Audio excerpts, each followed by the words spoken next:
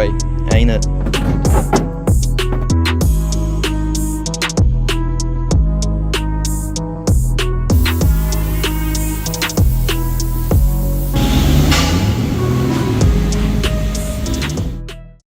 I've tried a bunch of different things over the years to stop this 1J from overheating.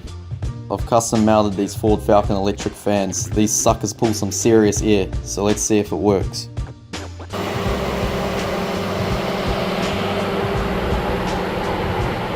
Righto, time to go for a bit of a test, see if she's gonna still overheat. Got the laptop set up here, fan's been kicking on and off, and it drops the temp straight away. Here we go, it's gonna come on at 90 degrees. I've set it so it turns back off at 83. Quite a bit lower than usual, but I'd rather have it a bit lower before doing a run. That drops so quick. These fans are unreal. Look at the intake air temp. I think the temperature is like 35 today. This is the perfect day to test it, and the humidity's unreal. Like, I'd say it probably feels like around 40. Look at that, just drops right down to 83, like so quick.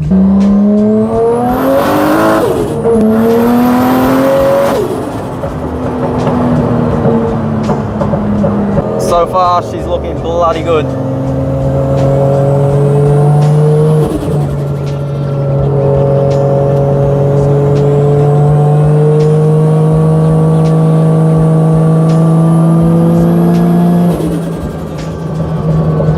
Can't overheat. Made it to the dam here. Everything's going bloody good. I've never seen this car run so cool. New wheels on the front, no rubbing. She is good. Holy, it is hot out there.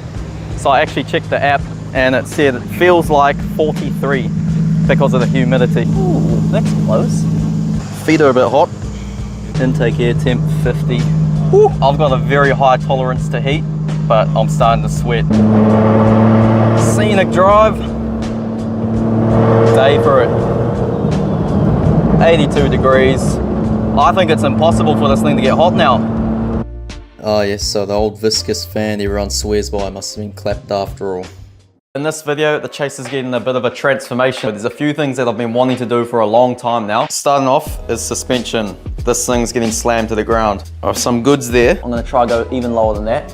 And the rear, I've always been so unhappy with this. Almost a gap there. I want that guard like way down here. The current suspension I've got in there is as low as it can go. I hit up Shockworks and they've come on board and helped me out. In here, we have, I've already opened them, I'm impatient. We have some custom coilovers. Hit them up, they asked you what you want exactly, what height you want. I said I want it very low and it's a drift car. Oh, look at these things, bloody beautiful.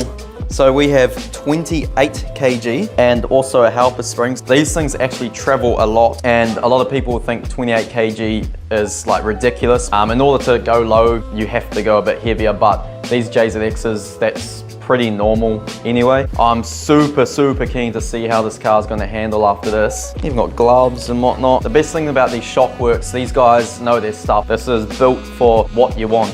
And that's what we got. And then for the rears here, we've got a 12 kg. A little bit stiffer, but still light enough to, you know, have enough grip, but not squat down too much that it's just gonna hit everything because we're gonna be running it quite fine. I'm gonna start getting these in. The easiest part is chucking them in. It'll probably take me like 20 minutes. The longest part is going to be setting up the fitment and everything in the height. That's going to be up and down, up and down. Some of the things I've done on the front here to get the fitment right is I've gone to the extreme lengths to get this working perfect. It's a very fine line getting these 18s to fit. Less yakking, let's get these things in the front. Probably move it back a bit actually. I don't have much room here. I need a workshop. I need a workshop. Can't push it. Don't try this at home.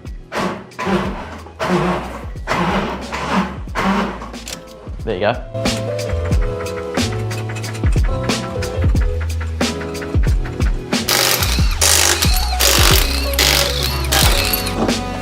Sheesh, may as well put these spunky gloves on.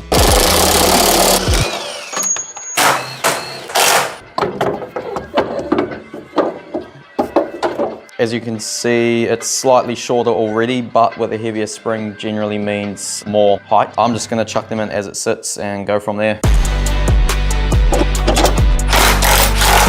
Upper control arm is getting so close to the body there. Before I put the wheel back on and see where it's sitting, I'm actually gonna swap the rear wheel. So we've got the blitz on here. I just realized something, that this may not work at the moment because this has a 265 on it and the other one has a 235 on it. So I'm probably gonna have to switch the tires around because obviously I don't want 265s on the front anyway. I'll give it a go. I can barely even get the wheel on because it's, it's that close. We might be right. I think that's gonna be good with the other tire on. Look how low it is, and it's not even on the ground yet. Look what we're working with. By the time that comes down to there, it's gonna hit. So, but yeah, I think with these 235s on, it should almost be perfect. Now, from memory, I think these wheels may have hit somewhere though, so I'm gonna have to go full lock and everything and see what we're working with, because usually the problem I have is I start hitting on my tie rod, I think it is. Ah yes, now I remember. See all those gouges out of the barrel there? Yeah, that's what happened the last time I ran these on the front, because it's hitting, oh look how close it is to the brake line as well. I tell ya, this fitment game is pretty hard to get right. Slip-on spacer and the smaller tire, we should still be alright. Oh, that's good, that is good. What are we hitting in here? Oh god, it's hitting the loom now. Crikey. That is a bit much. That's taking the piss now. That ain't happening. So I think we'll raise it up another, probably 20 mil at least. All right, we're starting to get closer. I'm gonna quickly do the rear because having that jacked up's affecting that. So before I do that, I'll show you a little problem we've got here. So obviously to do over fenders, you cut the original body, which would have been like here. Now already the car's not even low and it's hitting here. I think usually my tire sits about there, so I've only got like 40 mil of travel before it hits that.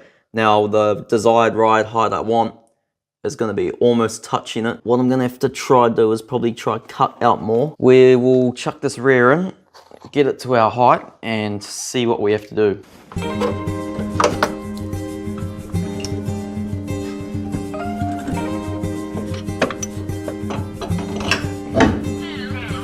Oh yeah, that's perfect fitment. That's probably about where I'm gonna want it. Actually, first go. I'm actually surprised how well those fit with that spacer too. Like, it is perfect. So I think by the time I get rid of that spacer and the camber's straight again, should be able to run this wheel with no spacer at all and it'll be perfect. How good, how good. That's where it should have been all these years. Have a look at that, that's OG.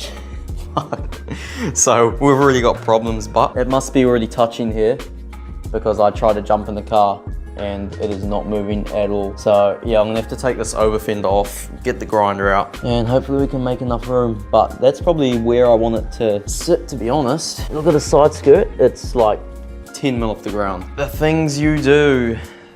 I don't know how I'm gonna get this car on the trailer anymore. It is gonna hit on absolutely everything. I mean, if you want to fit in here in Queensland, like everyone else, everyone's all about style here. Got the over fender off.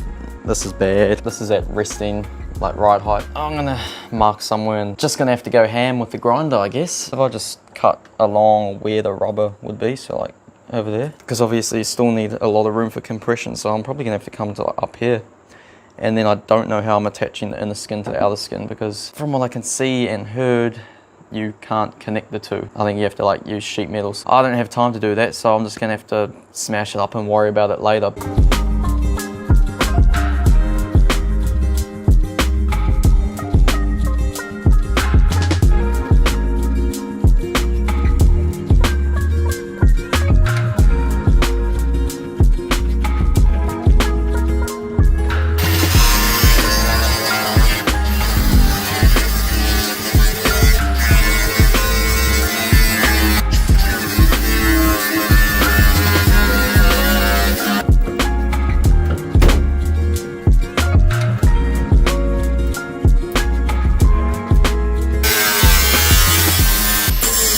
Alright, now we're cooking. That's a pretty big chunk. And I actually think I might be able to hit this up and weld it onto there without having to use like sheet metal. Halfway through that, I did realise though that I'm going to have to cut the door too, because yes, that's going to be up there, but the door's going to still be there. This is my first time doing something like this. Well, I'd done it previously, but obviously not cutting the door and everything, so just trying to figure it out as I go.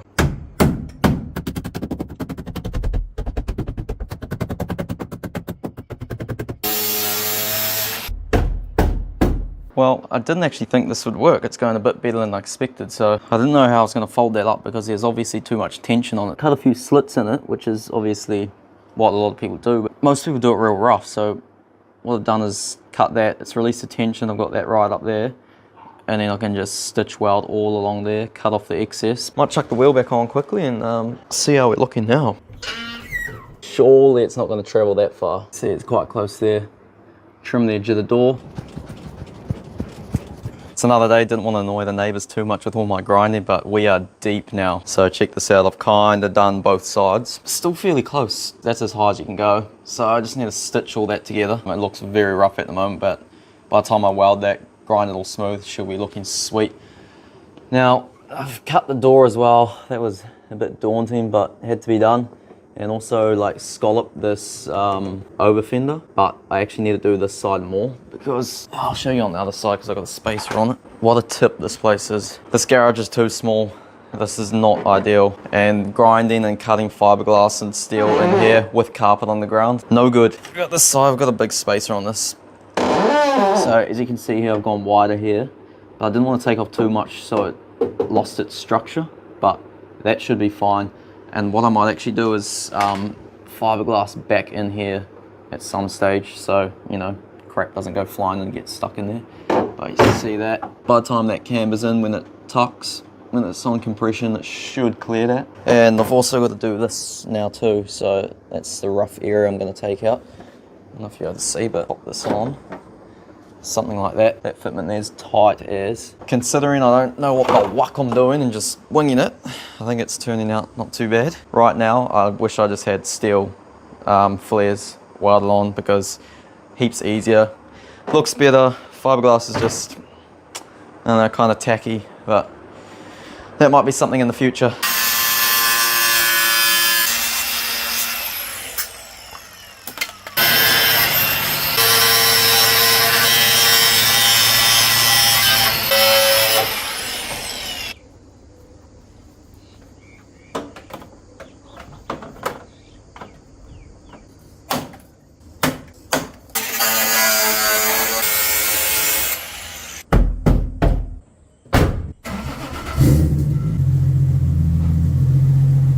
Well, we didn't get too far.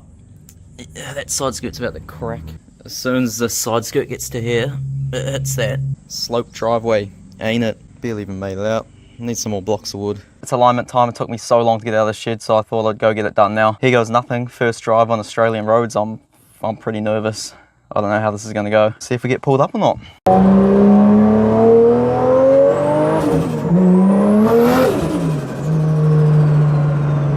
We on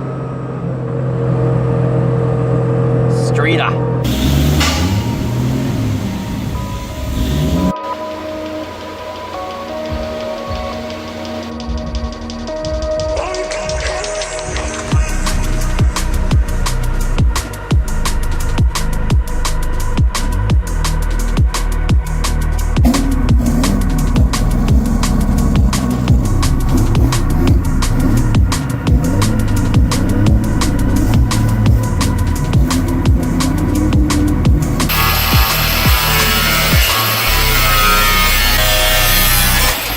It's another day after alignment. Got home safely last night, no problems after its first street sesh. First alignment in about 3 years, car was feeling mint, new suspensions, mint. Yeah, everything was sweet last night. I started it this morning, now my power steering's gone all stiff. I have a feeling it's gonna be the sensor on the rack. On to the next big job and probably the last bigger job.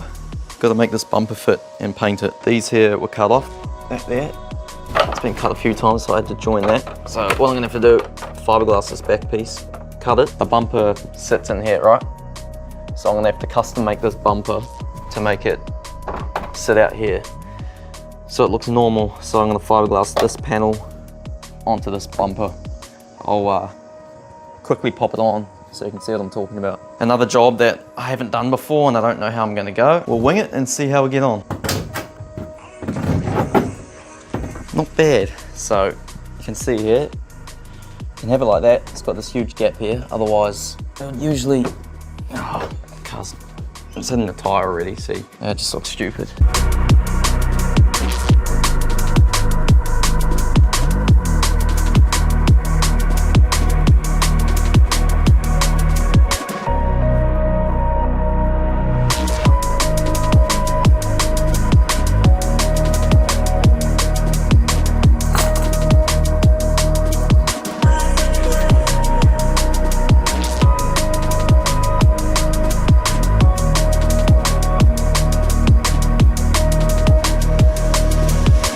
Bumper's starting to take shape quite nicely. Obviously cut all that out. These are so good.